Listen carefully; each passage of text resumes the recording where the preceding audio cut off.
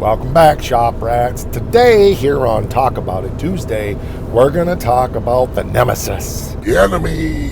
Thing that every car guy hates. BONDO. Let's just watch the show intro. We'll see you in about 27 seconds. I'm Mike, and this is My Car's Shop. Working out of a 100-year-old refurbished barn, bringing 35 years of experience to projects considered beyond repair. Vision, creativity, and problem solving are essential tools in this place. Watch as we transform junk into polished metal miracles. This is My Car's Shop. Understand that the way I approach things definitely comes at things from the body shop perspective, where time is money and you're trying to get the job done. Now, that doesn't mean that trying to get the job done means doing things wrong. It just simply means that you don't necessarily have time to carriage build something and make everything absolutely perfect to eliminate, or at least, well, let's just use the word eliminate, BONDO. Now, the first myth, the first lie, the first that I want to deal with is the idea that having BONDO in a car is somehow bad or wrong. Now, I will admit, I know, I'll say it, there's good BONDO and there's bad BONDO, and I'm not talking about the product. Let's first of all be clear that when we're speaking about BONDO, we're not speaking about the brand name, but rather it's like Kleenex, right? It's a name that represents. BONDO has been around for so long as a company, whoever makes it. It's a product that all plastic body filler has become known as BONDO. So we're talking about plastic body fillers, we're talking about fiberglass reinforced, long strand, short strand, we're talking about glaze, we're just talking about all that stuff that you spread onto a vehicle to fix imperfections. And yes, there is even a sprayable BONDO now. So BONDO, I think all of us have heard, oh, that car's a BONDO bucket. Oh, that thing's full of BONDO. Ooh, BONDO. BONDO, BONDO. When BONDO is done properly, there is absolutely nothing wrong with it. It's not the enemy. It's a tool, just like anything else in the shop. And BONDO is used to fix imperfections. Now, some people think that an imperfection is a dent this deep. That's probably not the best use of BONDO. In fact, I've worked on some cars where BONDO has been, well, maybe not that deep, but pretty bad. And I have to kind of admire the skill that it took to sculpt that much plastic into a car shape.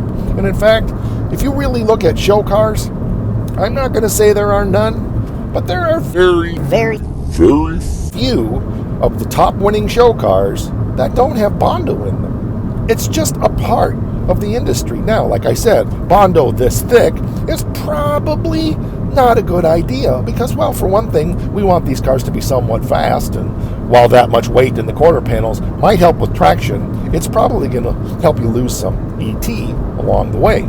So let's talk about appropriate uses, and we've already kind of hinted around about the inappropriate uses, but there's things to talk about, so let's talk about it, because that's what Talk About It Tuesday is all about. As you've seen by the 380 some episodes that we have on the channel, I'm not afraid to use BONDO, and I haven't used a ton of it on the channel here, but in all these fabrication projects, there's going to come a point when we're going to be using some plastic filler or some lead, which I will probably demonstrate that technique also, to fix imperfections. So if you look at the quarter panel on the Challenger, for example, or the quarter panel on the 74 Swinger project that we shared a couple of years ago, there's going to be some kind of plastic filler used. Now, I'm a firm believer in using a plastic filler that's a good solid base, and it doesn't need to be terribly thick, but it does need to have some strength and add some strength to the project. So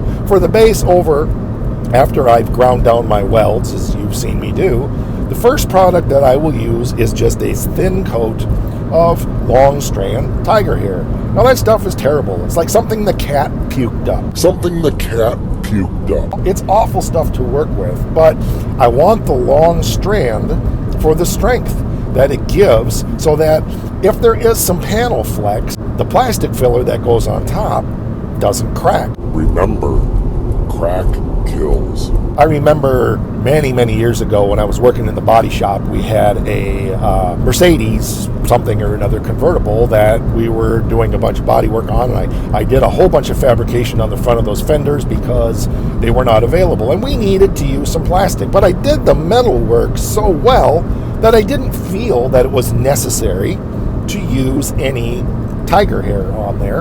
And so I just went ahead and used regular plastic, probably Evercoat, who knows. Anyway, Bondo, and put a slight skim coat on there and primed it up and sanded it down and shipped it off to the paint guy. Well, I left for vacation or whatever, was out of town for a while, and I came back to the shop, and man, was the owner, i.e. the paint guy, Hot.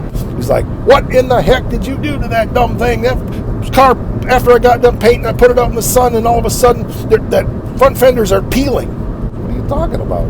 Well, lo and behold, because I didn't use the tiger hair, the Bondo peeled off. So I had to grind it all back down and put some tiger hair in there and then put a little mud over the top of that and fix it. And he color blended it. Well, he wasn't a happy camper.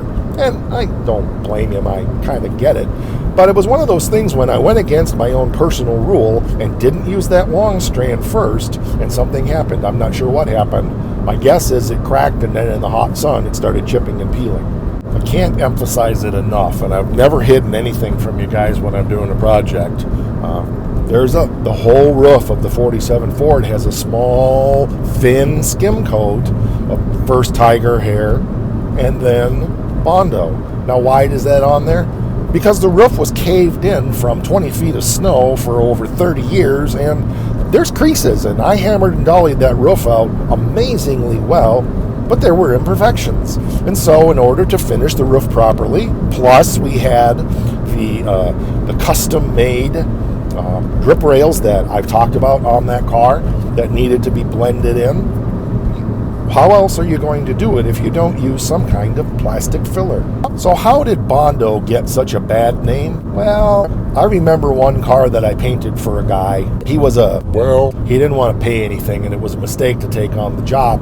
And I was just trying to get the thing done. I'm always conscious of what's going to be visible and what's not. He was really beating me up about price on the car, and I just finally said, screw it. When I was doing the last fender, when I was doing the blocking and the filling on that fender, he was beating me up so bad, I thought, there's going to be a big wide stripe right across here anyway. There are some minor imperfections in this fender, but I am not going to take another 10 hours to get this all straightened out. The way he's beating me up, I'm already losing my hind end. So I went ahead and painted the car. Before it was striped, he got it back because he had somebody else come over to stripe it, and he said, "Man, you sure had a lot of work in that left front fender." Are you kidding me? I didn't have a lot of work in that fender, and there was a couple mil less plastic in that fender, which is why you saw a couple minor waves Very minor.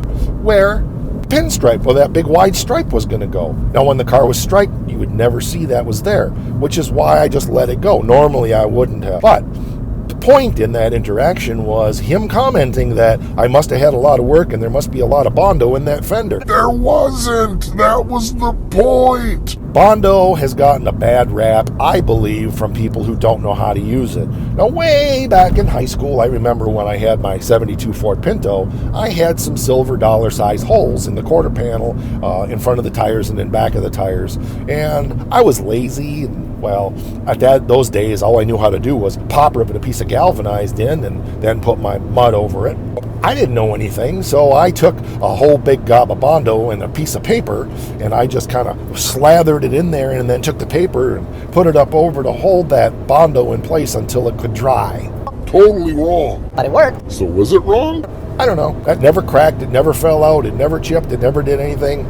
The whole time I owned that car for the next several years. But that's where Bondo gets a bad rap. That's where Bondo gets the bad name, is because people don't do it properly. They do it improperly. They don't do the metalwork that's required, or they use window screen, which is terrible, or fiberglass cloth, or something else like that to fill a hole that should have been filled with metal. The second place it's a problem is when we talk about it being this thick and we put Bondo in to fix dents rather than going ahead and doing to the best of our ability to either cut those dents out and replace them with better metal, or to take the time to hammer and dolly and whatever it takes to get those dents out and then go ahead and finish it properly.